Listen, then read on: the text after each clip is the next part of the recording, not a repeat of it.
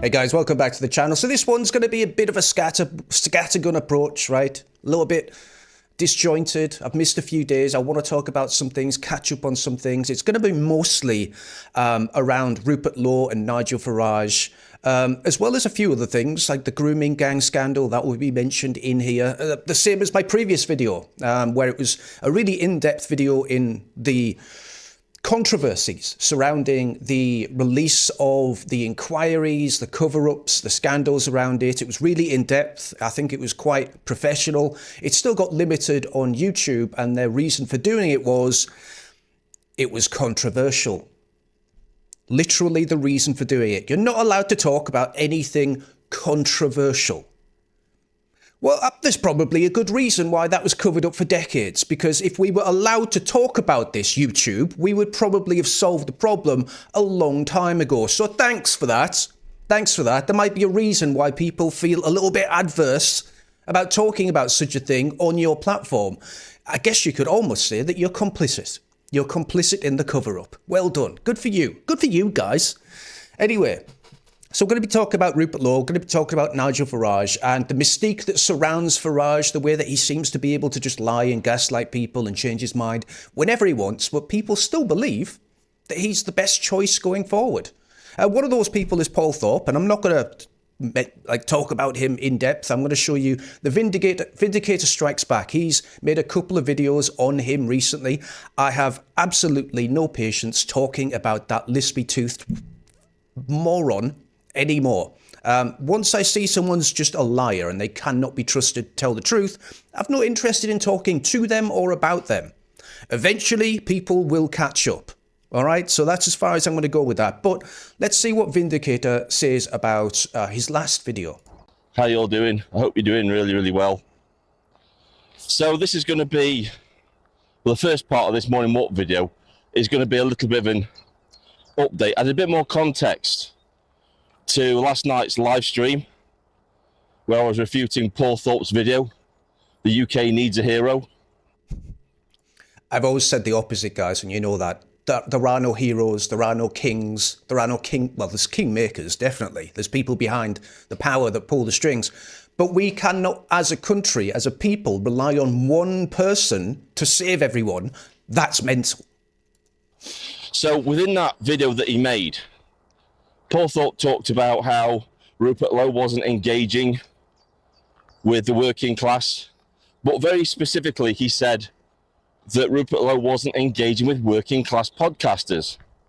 Now that's a very specific thing to say, very odd thing to say, because he has engaged with certain working class podcasters, as I pointed out in the live stream.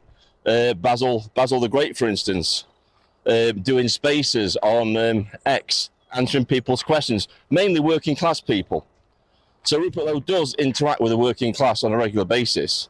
Not to mention the fact, as I brought up in the live stream yesterday, he appointed Sammy Woodhouse as on the board of the grooming gang inquiry. I'm going to stop it there because he's talked about something that I'm going to move forward with and talk about in more detail now. But go check out his channel. Go watch it. Go subscribe. He's not even got 10,000 subs yet, guys. And I think he's a really great public speaker when it comes to talking about things that we care about and calling out the bullshit of other people that gaslight his channel and his fandom. I don't like the way that he has to come out and defend himself the same way that I did from the people that say that they're unifying everyone while doing the exact opposite and being absolute divisive twats. No, the lispy-toothed gaslighter himself can talk about whatever he wants when it comes to unity. In his latest video, he's talking about Rupert Law. In the beginning, he says, yeah, I actually quite like him. Yeah, he's probably going to do quite well if he was to get in power. And then spent 19 minutes smearing his reputation, talking absolute rubbish about his goals and ambitions while building up Nigel Farage. So you just can't listen to these people. You can't believe a word they say. So like I said, go watch The Vindicator. Excellent channel. You'll be doing me a favour. You'll be doing him a favour. He is someone worth listening to. He's got actual articulate points that he makes, and he doesn't ramble on for 20 minutes to an hour or 3 hours on a live stream. He actually gets to the point, which I like a lot. Can't say that about other YouTubers who just seem to fill the fucking video with random words trying to sound smart while looking like a moron. So, say I said hi as well. I always like that. It makes me feel good. So just say I said hi. Good news. Good news. Talking about the grooming gang, you know what it's called. YouTube doesn't like me saying that, so I'm not going to say it. But we all know what it's called. It's right there in black and white. Rupert Law he's going to release the inquiry soon. It's been drafted by barrister Graham Smith. And there was a lot of criticism from some people who said that they were disappointed in Rupert Law because he promised private prosecutions. The thing is, they didn't wait for him to actually release the report. So this is going to get released, and I'm sure if there is a legal case to be met, private prosecutions will follow. So just watch this space. A bit of good news. Nigel Farage didn't like it though. Nigel Farage has a different opinion on the grooming gang inquiry. Let's listen to what he says. I mean, I've wanted a national grooming gangs inquiry. I've done everything I can to try and push the government into it. The problem is, any third-party inquiry is a waste of space. I mean, Waste of space. I'm sure the victims didn't feel like it was a waste of space. That's why they turned up and they gave their testimonies, because they felt for the first time in their lifetime someone was actually listening to them. But yeah, Nigel Farage thinks it's a waste of space. But he didn't say that before, did he? No, when it was politically convenient, he was saying the opposite. They won't do it. We at Reform will do it. I will have no difficulty in raising the money to do this whatsoever. We'll appoint independent ex-judges and experts, and we will have this out in public. And I hope, Sir Keir... Will you have the statutory powers that will be granted to you through a public inquiry? No, I won't have the statutory powers, but I tell you what, I think this would garner such massive public support that anybody that was asked to appear that didn't appear would look terrible. You know what looks terrible? When you say you're going to do something and then you don't do it and then you smear the man that actually does it. Not a good look. Not a good look for someone that cares about public opinion so much. But this is what he's saying about the country instead. I mean, absolutely amazing take. I'm here to give leadership to this movement. I'm here to give you a voice. I'm here to urge you to please all yourselves. Do your bit to stand up. This is 1940 all over again. The very existence of our nation, its culture, its identity is under threat. All right, what are you going to do about it? Or you think I'm hiding something? And I'm going to do my damnedest to stand up and fight for it with everything I've got. What are you going to do then? Nothing. Just milk the applause. Nothing. Not going to tell you what... He's not going to tell you a damn thing what he's going to do about it. He's just going to complain about something that we all know is wrong and broken. Nigel Farage's Nigel Farage's modus operandi. Just talk about the problem, never really talk about the solution. Okay, well, there might be a reason why he doesn't want to do this. It's because he doesn't believe in it. You know, he talks about the culture of the country being destroyed. He talks about the people being replaced. But what does he come out and say when he's challenged on this? When someone even innocuously says, oh, well, your party's pro-remigration, right? It's pro-remigration. I also talked about the rise of parties with similar views of anti-migration parties across Europe. So, who said I'm an anti-migration party? Well, you did yourself. No, I didn't. I said the opposite. Well, there we go. He's a pro-migration party. He wants more people in the country. I just can't, guys. I don't know how people can not watch this and go, oh, crap, he's a liar, isn't he? Oh, he's an actual liar. Everything that he said, he's backtracked on. Or he's put a little caveat in there saying, well, actually, what I really meant was... And I'm just tired of it. I'm really tired of it. Let's see what he says about the political system right now and whether he's going to offer solutions or offer threats. And right at the minute, we are in the driving seat. Right at the minute, we're topping the polls and doing well. And if people overwhelmingly vote Reform on May the 7th, vote Reform, get rid of Starmer. That's the big message. That's the big message. If you don't vote for Reform UK, you're going to get the Labour Party, so you better vote for us or else. Nice one. So you're not going to talk about what you're going to do to fix the country. You're just going to threaten us with Keir Starmer. And why have you got Reform will fix it as your slogan?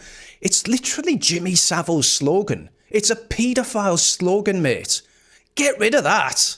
It's super weird. Every time I see that, Reform will fix it, and I just think of that red tracksuit wearing nonce. It's proper gross. Anyway, if you disagree with Nigel Farage, then he's fine about it. In the most fashionable parts of central London, men now don't wear... Oh, we got a screamer! We got a screamer! Way! Oh, no, sorry. He acts like a childish little buffoon. He even has ready-made graphics on his screen that appear. Boring, boring, boring. Guys, he knows he's going to be heckled, and he's got this ready-made graphic on there to shut down any dissent. What kind of person does that? Just wondering, is that leadership quality for you guys? Is that something that you look for and you're like, yeah, okay, yeah, that guy, I'm going to vote for that guy. He literally embarrasses and ostracizes people that disagree with him. He has ready-made graphics on massive LCD TVs ready to shove in someone's face as soon as they disagree with him. But listen to this. Party leader. And do you know what I'd say to that young man? Do you know what I'd say? I'd say this. What other party leader in modern Britain would have a public event in the Fairfield Halls? Remember that, public events. It's a phrase that will come up later. In Croydon, and invite anyone to come along and listen to what I have to say. And you know what? You can agree, you can disagree. You can agree or disagree. 2 minutes later, this guy disagreed, and this is what happened to him. Anyone to come along and listen to what I have to say. And you know what? You can agree. I'm a son of a bricklayer and a son of a teacher. And you're suckers for the working class. You've done nothing there.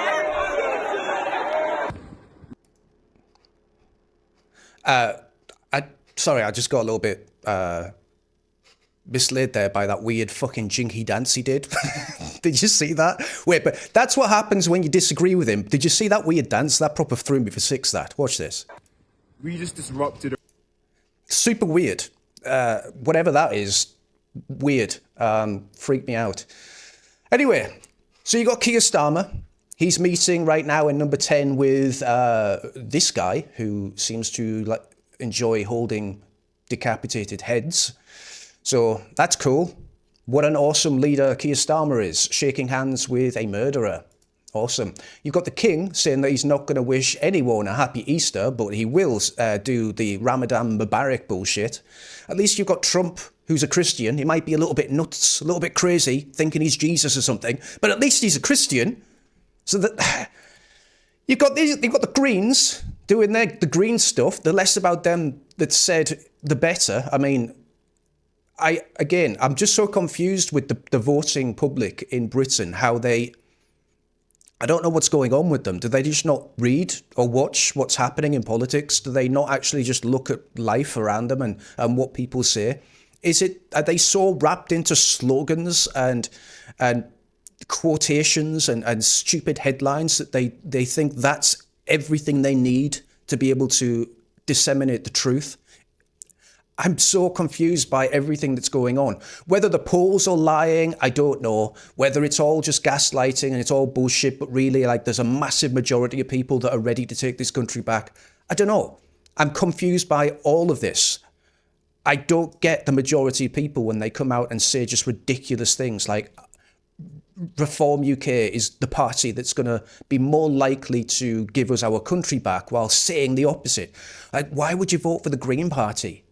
if you're a homosexual or a trans rights activist or even a member of the Eco Alliance or whatever the fuck you call yourselves, why would you vote for the Greens when they seem to be doing the exact opposite of all those things, and they're aligning themselves with people that want to kill you? So I don't get it. Don't get it. Oh, maybe it's something to do with this. You know, I didn't realise that this was Tony Blair's sister-in-law. After October the 7th, this October the 7th, a legendary day in the Ummah's history. Yes, we can say that people are now picking up the Quran because of the steadfastness and sabr of the people of Gaza specifically. All right, that's enough of that shit. Wow, okay, so maybe there's a lot more of these people behind the scenes and we just didn't realise. I mean, they've hit it well, right? They've hit it really well. So maybe this is why Islam is a growing problem in the UK and people seem absolutely set against doing anything about it. Who knows? Who knows what their motivations are? Remember the public events? Nigel Farage says, we are the only party putting on regular public events in this campaign. 20,000 people have come along to hear our messages so far. What are the others so scared of? How about, why are you scared of doing your fucking job and going to Parliament and representing the people of your constituency in Parliament? Actually do your fucking job that you're paid to do. Why are you so scared of doing your job, Nigel, instead of making these stupid confetti-laced bullshit public events where you literally just talk about the problem and never give a single solution to it? Fucking football shirts. It's mental. Meanwhile, this is the UK. 1996, wonderful English classroom. 2006, fuck knows what this is. Well, we all know what it is. We all know what it is. It's plain to see. It's very plain to see. And we've got a bunch of people in power or wanting to be in power that refuse to talk about it. And a lot of them actively celebrate it. So there are problems. I mean, the schools itself, it's bad enough that they're just literally replacing us, but they're teaching away our history as well. Now, woke schools teaching pupils that Stonehenge was built by black people, Alex. Yes, so children are being taught that Stonehenge, this is a story Mail Online today, Stonehenge was built by black people and the Roman Emperor Nero married a trans woman. These are the stories that are being, and they're also being told in pro-transgender lessons that slaves had their body parts altered and it was a form of gender transition. Who did that, by the way? Because it wasn't the British. We didn't chop off any members. I think that was the Barbary slave trade, the one that no one talks about. No one gets blamed for that one, do they? But yeah, mental. Got absolute woke psycho teachers teaching our kids this stuff. And this is one of the people I'm talking about, right? Nothing against Lucy Connolly, probably been through some stuff recently, right? I don't know her personally, but she kind of backs up the rhetoric that I hear from reform voters. I would just like to set a few things straight. I support reform as I happen to think they are the last chance we have to save the country. It's my opinion, and I'm not asking you to agree. No reasons why. No legislation that she's quoting. It's always about feelings. It's how she feels. I feel that they're going to be the best one. It's me, feelings. Fuck the legislation or what they actually say and how they lie and how they just twist words and how they backtrack. No, that's how I feel, okay? So maybe it's this. I don't get it, personally, but I can understand how cognitive dissonance or some cost fallacy can link into this. Finally, I guess, I want to talk about quickly Rupert Lowe and why he's probably not going to get invited on the BBC again. You know, it's a well-known fact now that the mainstream media is trying to keep him off their platforms because he's not playing ball. He doesn't do what they say. He actually loves the country and wants to save it and talks about things that are real, not these talking heads spinning narratives that they all want you to say and agree with but have nothing to do with reality. He just cuts through that and tells you exactly what is real. So I think in this they were saying like X is a problem, you know, the government hates X because people have free speech. Free speech is a problem because then people can learn about things. And if they learn about things, they fucking hate the government, don't they? So they're like, yeah, X is a problem. It's like some kind of monopoly. And Rupert's just like, fuck you, mate. But in response to Daisy's point about only Elon allowed Musk UK and Twitter, I would ask you, what is the BBC? It's a state monopoly pumping out state cant. Look at that face. Look at the face. It's no different. Right. Well, it's of a course, monopoly. I would disagree on that with you most specifically. But Rupert Finkelstein there, another anti-white, anti-British, pro-migration psychopath. It's an establishment monopoly, Joe. It's nothing else. You know that. It's a public broadcaster that is regulated by Ofcom. That's very different from having social media platforms. Yes. We're on it now. Oh wow, the Quango Ofcom that is literally controlled by the government and is absolutely toothless when it comes to doing anything. What a regulator Ofcom is, Daisy. What a regulator they are, Look at your face. And all right, I'm a little bit rusty, guys. I'm not 100% back in the groove of doing this, so apologies if this one was a little bit all over the place. I am working on something though. If you remember the fly tipping scandal that happened just outside of Birmingham, it's pretty interesting. I'll probably release that tomorrow. That took a long time. These ones where I have to put a lot of work into it, they're not fun. Don't like it. I don't like journalism. I'd rather just react to things. But sometimes you've just got to do it. And there's a lot of weird, sneaky shit that went on there. So I want to talk about it in more detail and maybe shine a light on some things that even the journalists are too afraid to touch. So going back to this, good news. Rupert Law's inquiry is finally coming out. Hopefully private prosecutions will follow. Go have a look at The Vindicator Strikes Back. I'll put the video link in the comments below. Really nice guy, really open about who he is, what he believes, and he's very good at disseminating lies from truth and telling you not just what he thinks, but why he thinks it and why it all comes together in a succinct way. So go check him out. And yeah, Welcome back to the channel. It's been a few days. I enjoyed the time off and I'll try and do better in the next video and get back into the groove. I'll see you later. Oh, and if you do like the channel, please subscribe. If you got to the end, which 80% of you don't. But for the 20%, yeah, you fucking know how good you are. I'll see you later. Dinobane.